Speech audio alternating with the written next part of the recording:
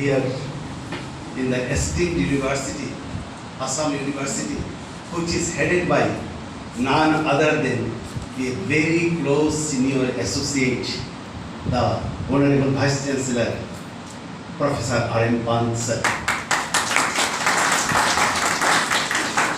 It had been a long pending invitation from him to reach out to the campus of this great university and meet you. Because of many situations, flood and other things, it was delayed. But nevertheless, I got the opportunity to meet you all along with the great personality, Professor Pant, as the center point of attraction of this program today.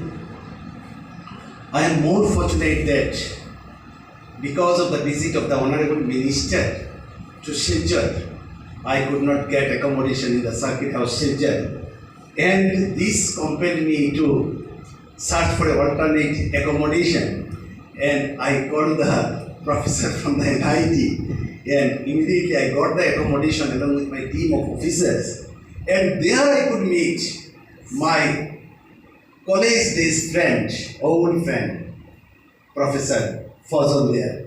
So it's really a great opportunity for me.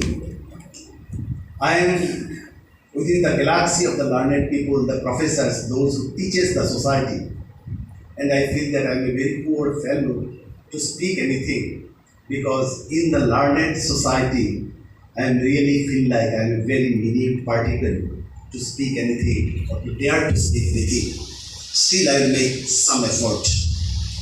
I am grateful to Professor H.R. Singh, who has made all the arrangement. With us, we have Dr. Supravid Dattarai, I think controller of exam of this university. We have with us Professor A.L. Ghosh, head of the department, management, and other senior faculties of these universities. I may be forgiven for I may not be in position to take name of all of you, but from the core of my heart, I do welcome you, the KBIC welcome you, and we pay our deep expression of gratitude for sparing your valuable time and be with us. And last but never least, the students, the young generation of this great country. In your eyes, we see our great India. Our dream is to see the great India, and the translator of that great dream is totally depend on you. We are talking about the entrepreneurship, to become entrepreneur, to take the society ahead, to bring an inclusive socio-economic transformation in the way of Gandhian ideology. And perhaps this can only be possible when we can think of an inclusive society. And when we speak of the inclusive society, India is an inheritor of the rural civilization. And unless we understand the importance of rural development, I don't think any prescription, any approach will really reach out to the last man in the queue of this large society. So our approach will be to inspire the youths, to promote reverse migration. After you are properly, adequately educated, you are receiving higher education, you are very fortunate. But there are millions of boys and girls in the rural setup who never could see the door of the school, college, leave the word that they will be visiting the university. Since they are very, very less fortunate, and comparing to them, we are greatly fortunate. We need to understand about them also, and that will be possible if we promote reverse migration. When I was doing my specialization in social entrepreneurship, Professor English was teaching us, Professor English from Bangladesh, And exactly quoted, unquoted, he said this particular word. So I am not telling anything from my side. It is only I am indebted those learned people who really taught us that what is the importance of inclusive rural development. Sometimes we feel that perhaps the Indian villages has started disappearing. One professor from the Jawaharlal Nehru University, when I was taking class, he told this particular quotation to me, to us, and he said that Indian villages have started disappearing. First of all, I could not make out any sense out of that. And then after having a lot of introspection and thinking, I could understand that the number of villages in this country is definitely not reducing, but the strength of this village has been disappearing day by day. You perhaps know that in India we have 6,30,365 villages. In Assam alone we have 26,393 villages. In Borak Valley we have 2,611 villages. And you believe me or not, we speak true or not, but origin of all of we are the rural setup, the villages. Maybe I am connected to the villages for last 3 generations. Somebody may be connected to the villages for 7 generations, maybe for 1 generation. But the root of all of us is the rural setup. So what we will have to do? The quality people, the capable people, they should become entrepreneur. Instead of becoming a job seeker, they should become the giver, the job giver, the creator, the great people. And if they move out, if they promote reverse migration, I think then only the development will take place. Somebody said that the urban poverty is also the reflection of rural poverty. Urban poverty is also the reflection of rural poverty. What does it mean? People in the villages do not get the work. They do not have the infrastructure. There is no mentor. There is no people who can really show them the path.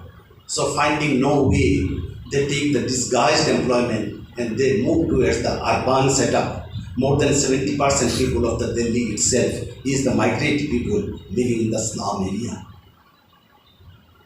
So we'll have to understand that only panacea is rural entrepreneurship, for which Khadi and Village Industries Commission is mandated with by the government of India.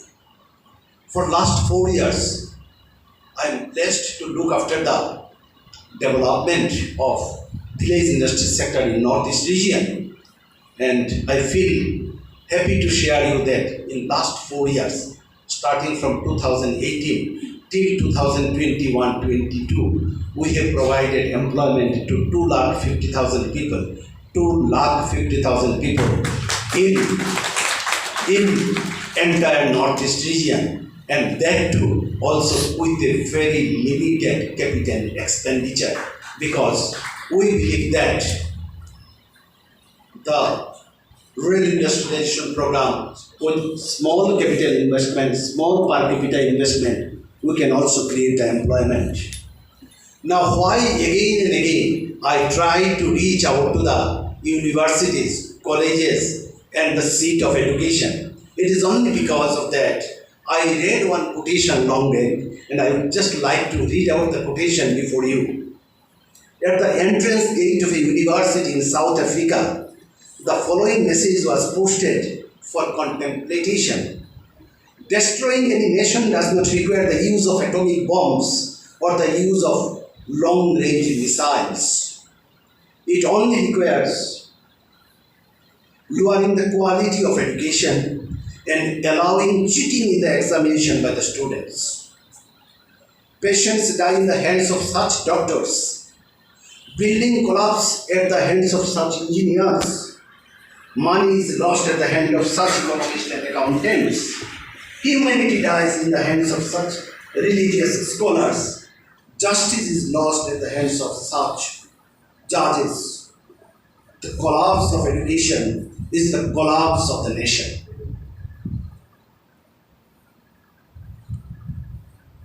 I think this particular quotation also motivates you all, and you feel like that. It is not the mandate of life to become highly educated, but you are to become truly educated, because true education makes your life simpler and fancy education makes your life very, very complicated. This piece of advice goes to all of you, the youth of this country, sitting in this room, and I believe that you will try to understand this in deep, and you will contemplate, and you will try to make use of it in your life. The society is not running after creating doctor, engineers, professor, IAS officer, but the society looks for good human being. Then whatever be the identity of that particular person, maybe professor, maybe anything else. What we believe is that the natural resources is not only the criteria for the development of any country, any nation, any particular geographical area. If the natural resources would have been the criteria of the development, then entire Latin America, South Africa, Southeast Asian countries, and within the country India, Odisha, Bihar, most part of the northeastern region could have become the most developed state, because we are hugely graced with the natural resources. But we cannot make the use of these resources. Because of this, industrially, these states are not developed. Rather, the developed states are Maharashtra, Gujarat, even Rajasthan. So why it is so? The analysis says that the natural resources alone cannot do anything until there is an intervention by the entrepreneur. So my request to the young learners of this university of the management course is that try to make the use of the natural resources so that our country, our state can really prosper.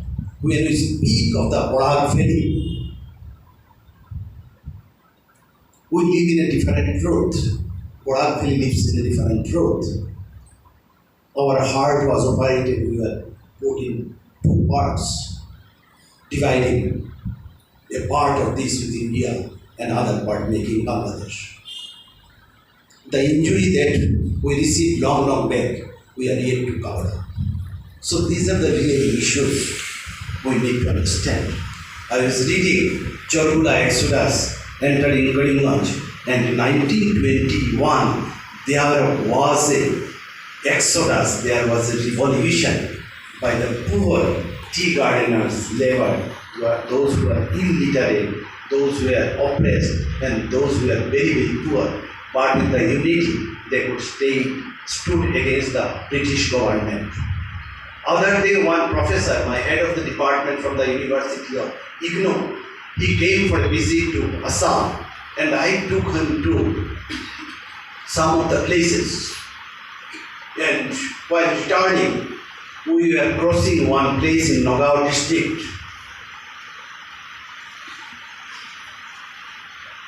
Fulguri, some of you may know the name Fulguri.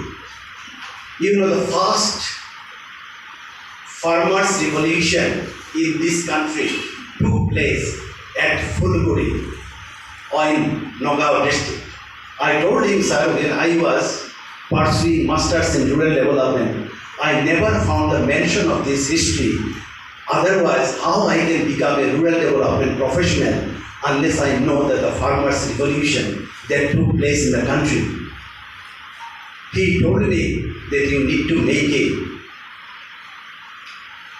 write-up on this particular revolution that took place, and we will be including this in the curriculum of the rural development for master degree. Immediately in 1 week time I have written it has been sent to the university, and onwardly it has been sent to the UGC and the Ministry of Higher Education.